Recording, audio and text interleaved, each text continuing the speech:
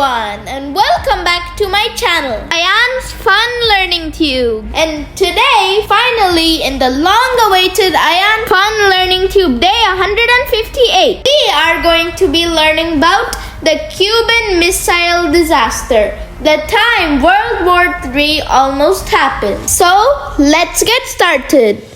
This video is a continuation of this video I did a few months ago. So if you didn't watch it, go watch it now. America decided to do a naval blockade. They would surround the sea beside Cuba with their boats so that they could prevent the Soviet Union from sending more equipment to Cuba. But there is a twist. Conducting a naval blockade is considered starting a war. So the Soviet Union and Cuba would consider this a war. And in the meantime, the USA was preparing its military for a war. US President John F. Kennedy set the DEFCON level to 3. DEFCON stands for Defense Condition. There are 5 levels of DEFCON. DEFCON 1, DEFCON 2, DEFCON 3, DEFCON 4, and DEFCON 5. DEFCON 1 means that the country is ready for war and it could attack at any moment. And DEFCON 5 means that there is overall peace in the country. Some defense forces like the Strategic Air Command or the Air Defense Command have the ability to change the DEFCON level. So they together changed it to DEFCON 2 without Kennedy's permission. This made Kennedy and his staff very mad, as now the whole world will think that the US is prepared to attack at any moment. How to de-escalate the situation? The next day, the leader of the Soviet Union, Nikita Khrushchev, said that they will not withdraw their boats going to Cuba and that America's naval blockade was aggression towards the Soviet Union. The world started hoping for the best as the US and Soviet ships started firing at each other. But thankfully, nothing like that happened. The Soviet ships turned around and went back, and some with no weapons were allowed to pass by the Americans. The next day, the CIA announces that the Soviet missiles inside Cuba have become operational. Now, the United States of America and its ally countries were ready for war. The next morning, John F. Kennedy ordered his staff to prepare for war. America would invade Cuba and try to occupy it. Amidst all of these events, US President Kennedy and Soviet leader Nikita Khrushchev decided to maintain some relations. But remember, this is 1962. A completely different era from the modern day. Sending a telegram could take several hours. The whole world sat tight as they watched the controversy take place.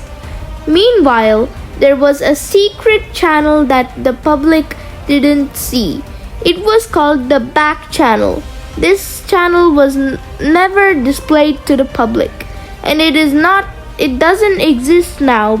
This is where politicians or presidents can hold secret meetings without the public knowing. John F. Kennedy and his brother, Robert Kennedy, were holding secret meetings in the back channel with a Soviet officer named Georgy Bulshakov, who lived in America.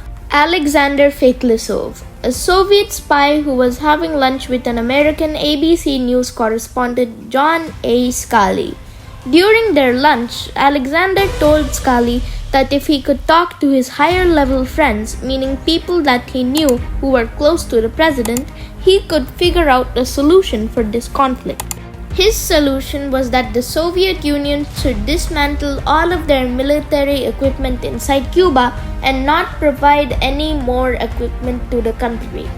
Even if the Soviet Union does provide Cuba more equipment, Cuba should not accept the equipment, and the United States have to not declare war on Cuba.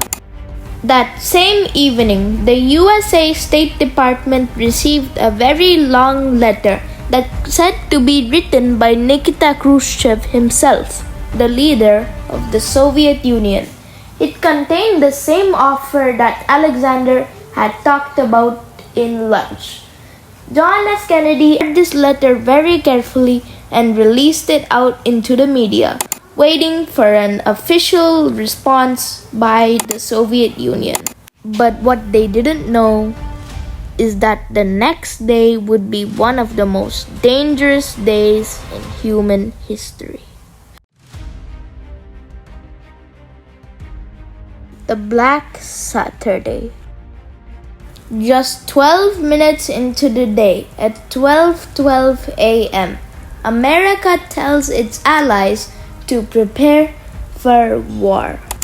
At 6 a.m. in the morning, the CIA reports that 5 out of 6 of the missile sites in Cuba are operational and that the Cuban military was preparing for war. But they were also given the instruction to not initiate attacking until the other side does so. At 9 a.m. of the same day, the Soviet Union finally responds to America. They say that they agree with everything but on one condition: if the United States removes their missiles in Turkey because Turkey is close to the Soviet Union. This message is repeated 2 hours later. 1 hour later, at 12 p.m. noon, an American fighter jet entered the Cuban airspace. As commanded, the Cuban military shot it down and killed the pilot in it, Rudolph Anderson. Around the same time, a U.S. Navy warship spotted a Soviet submarine and started attacking it, because at this point, America had continued the naval blockade. Inside the submarine were 3 men. The submarine had a nuclear missile, and the officers had authority to launch it. Captain Savitsky said that we'll launch it.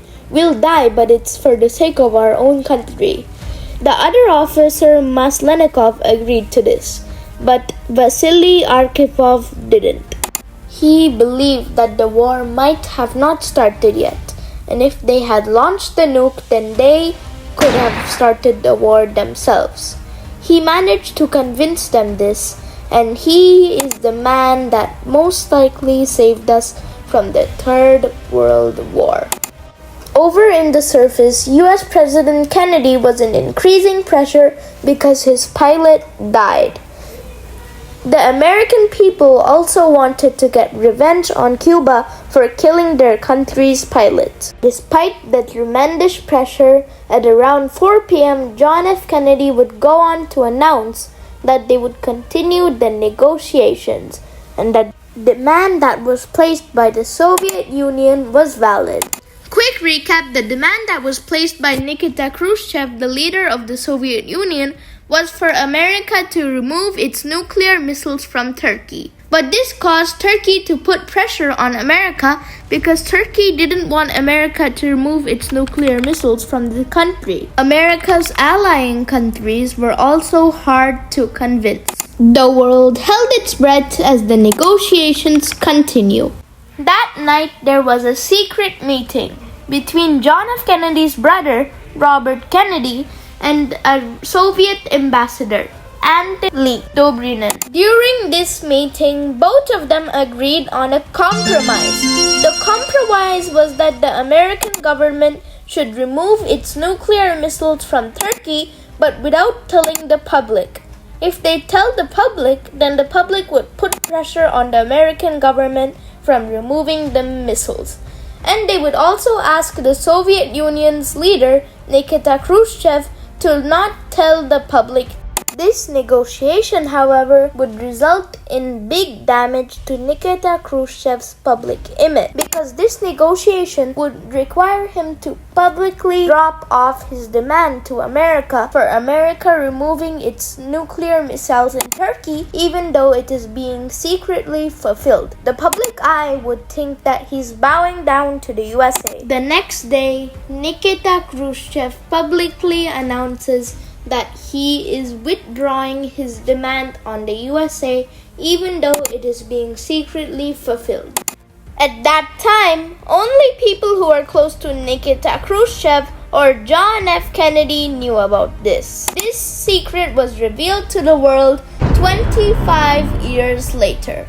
2 additional actions were taken to reduce tensions between America and the Soviet Union.